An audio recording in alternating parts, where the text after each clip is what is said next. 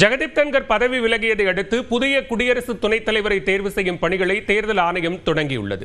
குடியரசு துணைத் தலைவராக இருந்த ஜெகதீப் தன்கரின் திடீர் ராஜினாமாவை குடியரசுத் தலைவர் ஏற்றுக்கொண்டது மத்திய உள்துறை அமைச்சகத்தின் அரசிதழில் வெளியிடப்பட்டது. இந்நிலையில் அரசியலமைப்பு சட்டப்படி குடியரசு துணைத் தலைவர் பதவி காலியாகும் பட்சத்தில் 60 நாட்களுக்குள் தேர்தல் நடத்த வேண்டும். அதன்படி இன்னும் ஓரிரு நாட்களில் குடியரசு துணைத் தலைவருக்கான தேர்தல் அறிவிப்பை இந்திய தேர்தல் ஆணையம் வெளியிடும் என்று எதிர்பார்க்கப்படுகிறது. நடப்பு மழைக்கால கூட்டத்தொடரில் குறிப்பாக சுதந்திர தினத்திற்கு முன்பே குடியரசு துணைத் தலைவரை தேர்வு செய்ய தேர்தல் ஆணையம் முனைப்பு காட்டி வருவதாக கூறப்படுகிறது.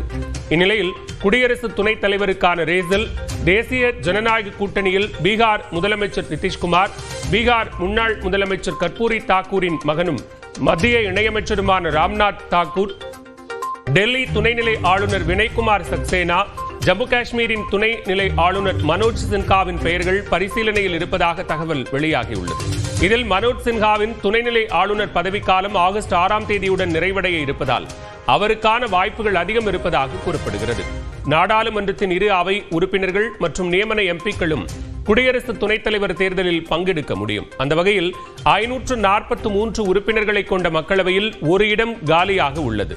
245 உறுப்பினர்களை கொண்ட மாநிலங்களவையில் 5 இடங்கள் காலியாக உள்ளன.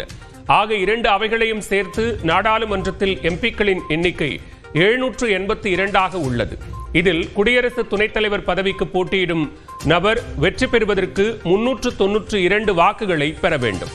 அந்த வகையில் தேசிய ஜனநாயக கூட்டணிக்கு நாடாளுமன்றத்தில் 427 பேர் ஆதரவாக உள்ள நிலையில் அவர்கள் முன்னிறுத்தும் வேட்பாளர் வெற்றி பெறும் சூழல் உள்ளது. நாடாளுமன்றத்தில் எதிர்க்கட்சிகளின் பலம் 355 இருப்பது குறிப்பிடத்தக்கது.